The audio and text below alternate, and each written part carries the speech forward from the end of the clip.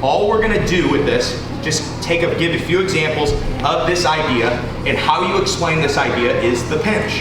What you do is you control armpit and trap, and you pinch those two things together. And you will find from all kinds of different places, it just completely kills the person's body. A simple place I see it from a lot, and it makes it make sense, is like guys try to wrestle up in this position a lot. And usually we're fighting, we're looking for Kimura or whatever. He starts to wrestle up. If I start to hit with this, see how much control I have of his upper body? Because I pinched this space. Open this space up, Ross, like shoulder space, and now go ahead and move again. And see how much more movement you have again. Yep, he can start to fight that. If I start to pinch these two things together, look how his posture breaks again. It's a head and arm choke. This head and arm choke doesn't work when I'm down here. Right, when you're trying to choke me, it is this space. When I close this space, and you can just, another example of this idea. He's in bottom and he's in mount. This control, give me movement. I have trap and I have armpit, give me movement. Bridge, turn, see what you have. He's got a lot of movement. He's getting out of this. Go back. Watch this. No more, I'll use less energy, but I'm gonna pinch his shoulder to his ear. Now go ahead. Where's that same movement, Ross? I'm not even touching him with my lower body. And look how much movement he has.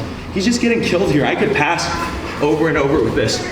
But look, I open the space. Go ahead, movement again. See how it's totally different. It's 2 inches, okay? It's because I'm pinching those two things together. Hopefully, this idea sparks something else. A darce, right? It's a head and arm choke, a triangle. It's a head and arm choke. And my job is to pinch the trap. I think about it like a crease, like where the, whatever that angle is. What is that? Is there, you're a doctor. I mean, a chiropractor. You don't know. So, and you're gonna go armpit, and you're gonna try to push those two things together. Think of this literally. Sometimes, guys will try that same wrestle up in the single leg position, and I'll start to control this just with my hands. I just pinch those two things together.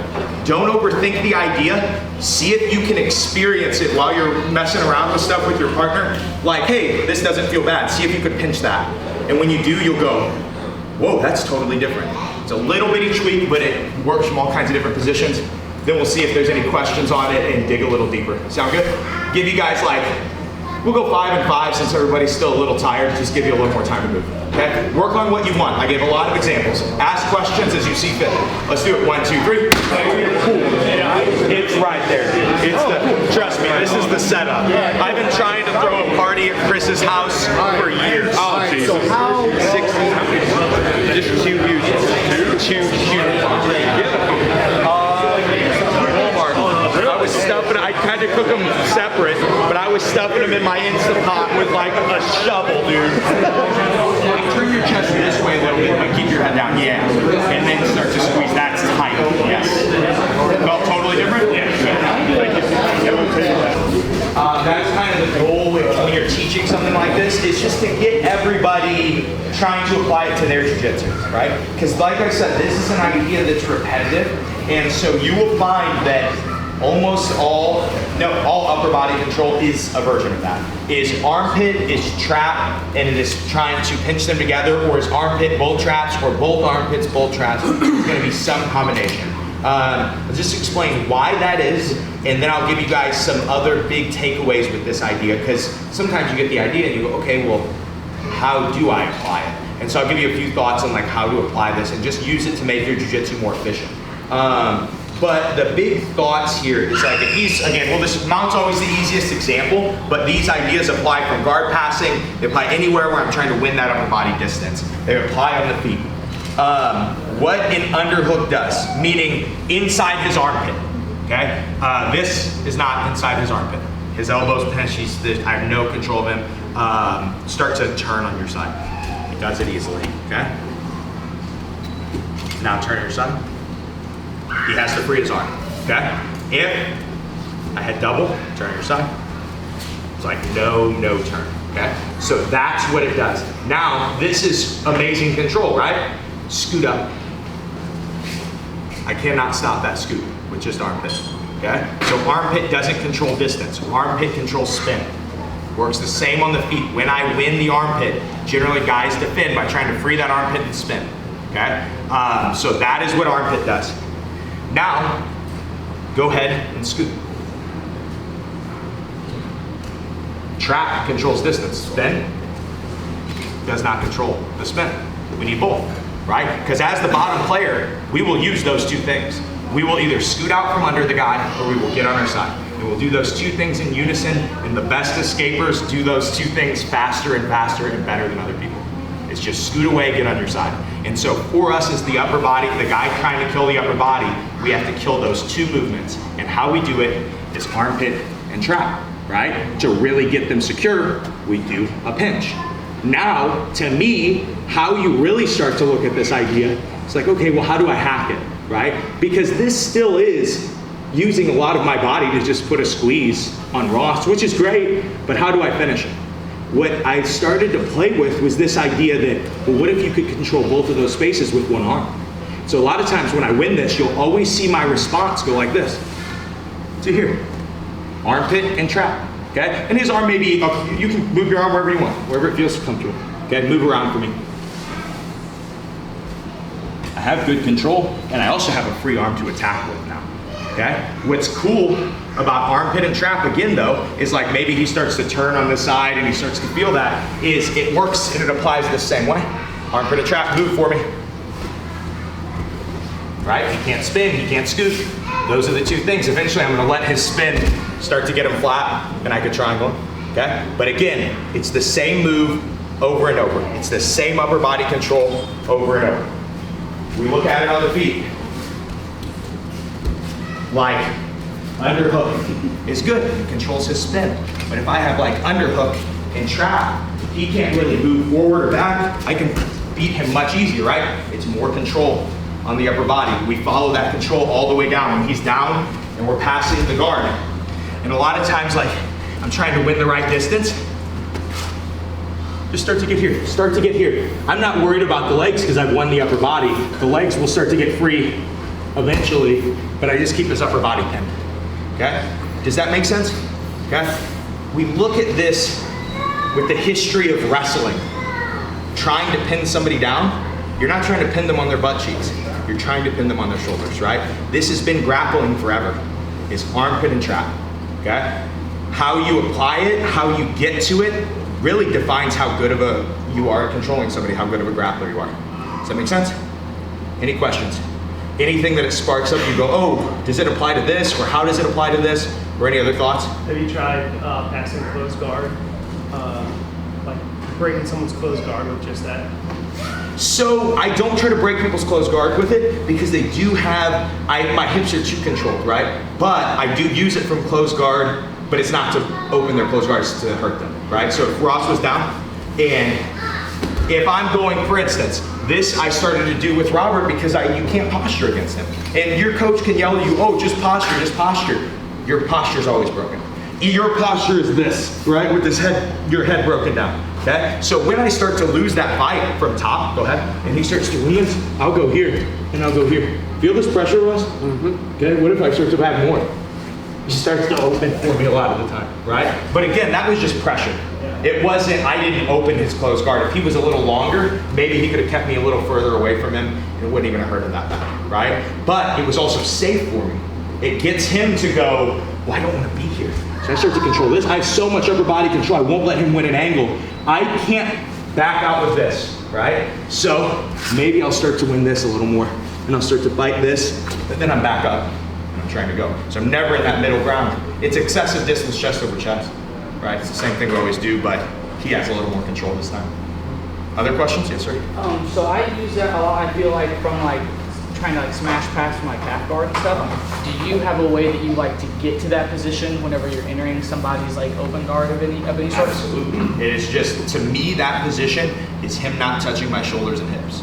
So if I can avoid those things when I'm entering, if gi or no gi, you'll see me. This is always going to be the first thing he tries to touch me with. So you always see me open those up, start to get inside. He did not touch my shoulders and hips. There was no point that stopped me from starting to get here, okay? When he starts to frame and he starts to build those, I try to just beat those frames and then, oh, it's not there. down there and I'm looking for that. The upper body fight wasn't in half guard there. I was fighting to his upper body, but I needed to create that angle, and so the upper body fight is going to be side control, right? But it's this idea of always fighting chest over chest until you start losing, and then you fight excessive distance. You get away, right? And so it's like most people, I always joke when he's down, and I'll go with like blue and purple belts from other gyms, and they don't know the distance. They know the passes. And then they'll start to go with me, and they'll be here, and they'll like be doing all kinds of stuff, but I'm a mile away from them. And they're used to guys who freak out about it, and then start to reach, and start to come close, and then I can win the upper body, right? And so, it's just that little thought of knowing the distance though, as the bottom player. You can never touch me from here as long as I don't get closer to you. So I'll just sit, right? And so, as the top player, I should never be in that middle ground where you can sit. I should always be too far away where you need to get a grip, or too close to you where you can't win a grip. Make sense? Other questions? Thoughts, comments, concerns? All right, give you guys 5 and 5, and we'll bring it back in just for one more slice of stuff and start rolling. Sound good? All right, let's do it. 1, 2, 3.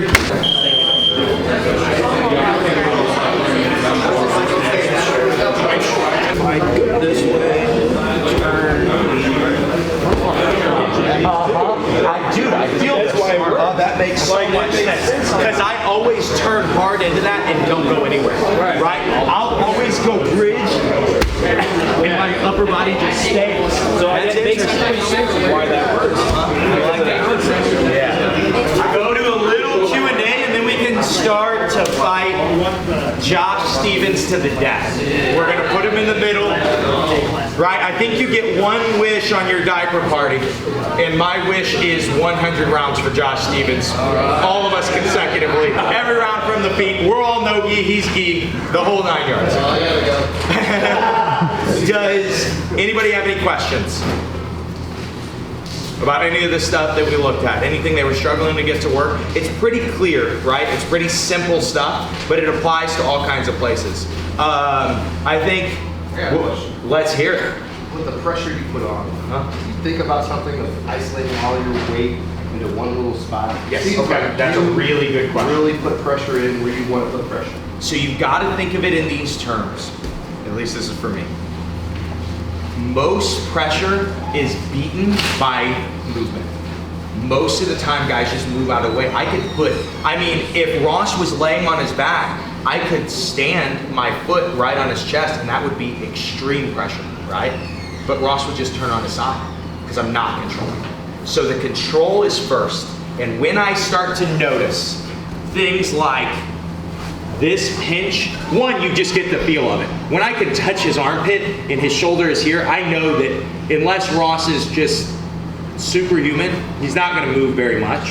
And so then I start to go, okay, how do I apply pressure? And how I think about pressure is really with a few thoughts. One is, obviously I'm trying to put all my weight into one point, right? So I will try to put my weight into my shoulder or something like this and start to put pressure. But like even with all my weight in my shoulder, it doesn't kill Ross, even with good control, okay? What works even better is if I think about getting underneath Ross, okay? So if I go here and here with my forearm, and I just start to apply a little more chest pressure, meaning I'm picking my hips up and driving my weight in my upper body down, like this. Just a little bit off, right? Way more pressure, right? Now, I could even go deeper on that. I could pick him up a second time and cross my wrists underneath him. Look how much higher he is. Now that's even more pressure that I can go, and I could probably, Ross is smaller than me, I could probably break Ross's ribs with this if he didn't move and didn't resist. It's so much pressure. But what I'm doing is I'm picking him up, so then when I put my weight down, I can squeeze that tighter, right? And I'm not squeezing my arms as much as I'm laying. My arms are locked in place with that shoulder in here, right? They're deep enough, I don't have to move them. So all I'm doing with my upper body is I'm going, okay, maybe I'll start to scoot underneath him a little more with my forearms, cross my forearms so I can really squeeze. And then I like to just close that space. And for me, since he can't move, you think about the use of it. Start to put that pressure in. He can't move. He's got to take crazy risks now. He's got to make crazy movements. And all I'm thinking about is don't let him move so I can keep that pressure. And then eventually, when we're here, you'll notice when you start to think in this way, you're hitting the coolest submissions before you ever think of them, or you start to see them way late, right? I'm never thinking about what finish I want to go for unless I told somebody at the gym that I was going to finish off with something, right? From here, I'm still just thinking about pressure, right? But he has to get out of this pressure. He's going to start to move. And so if I'm really making him uncomfortable, he starts to move. Keep moving. And he's like, dude, I just don't want to be here anymore. I start to let him get on his side. Now I can start to chase his back. Now I can go back to head and arm. Now I can go to triangle in that same positions, right? But he made that move for me. It's hard to finish him when he's just totally flat like that. So I just make him never want to be that flat again, right? Even though I forced him there, and my whole goal is to get him there, I make him fight out of the position of pin that I put him in. And so that's how I'm thinking about my pressure a lot of times. It's like using it for more of a period and less of like squeeze for just really hard for a short time. And just like, I want it to be heavy on you for a whole match, you know? Does that make sense? So Josh, you don't necessarily lead them into the position, but are there certain spots where you feel like, oh, now they're getting ahead or they're getting on an angle and win? So If I start to lose armpit or trap. come back to neutral. So if I'm here and here, he's down, in these positions, smash, half mount, side control, these are all, I would think about these pretty much the same. But if I start to lose one of his traps, say he starts to scoot here, to me, I will immediately start to respond, and I just will think like, okay, pretend like you were just about to pass in the mount. What would you do? You would get higher up, and so I'll work, right? But I won't work here. Like I will, go ahead and give me some movement, Ross. I'll tell you when the work starts for me. Still nothing. Still nothing. He's actually getting more flat. Right? He's putting himself in a head and arm choke.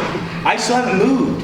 I have done nothing. And it looks like, oh, Josh is setting up his head and arm. There it is. Right? And I can go into my finish. But it was just that he needed to get out because it was very uncomfortable. Right? So submission one for me, I always joke that like every time the first question should be like, could you just hand fight out of this? Right? Because most people just aren't very good. And so they go to do something. And if you just hand fight them a little, it ruins it.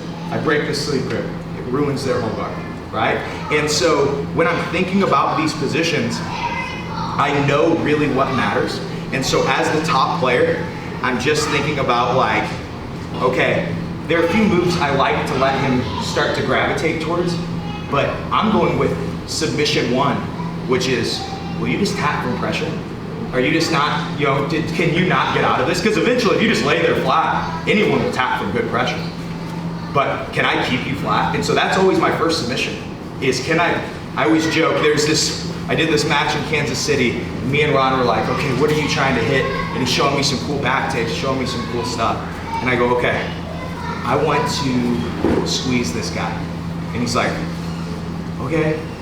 Like, that's what I want to do. That's my game plan. I go, if I can get a squeeze on him, I go, I think I'll get guillotines. I think I'll get all kinds of other stuff, but I've got to get to his upper body. And I go, once I get that squeeze, it'll be good. And at the very end of the regulation, I got this squeeze on him, and he's got a frame in my face, and there's a picture. And I have a huge smile on my face, because I know he will never get out of this position. And there was like a minute left, and I'm like, he's got to just waste energy for this last minute while I look for a head and arm choke, because I have the pinch, right? And so it is just that confidence in those moves that will give you that. But then you go, okay, this move works really well, meaning I don't have to apply as much strength to get it to work. So I let you use your strength, Then mine clicks again when I see something, and then you're like, holy smokes, Josh is so strong, right? He's like, no, I just had better position the whole time. You know, does that make sense? Any other questions? No? All right, guys, I think it's about time we could start fighting to the death if you guys are cool with it. Like I said, I want to see someone die. It is my diaper party. So if we could make that happen, I don't care who it is, you know? But if we can make that happen today, I would really appreciate it, guys. Sound good? All right, thank you guys for coming. Thank you.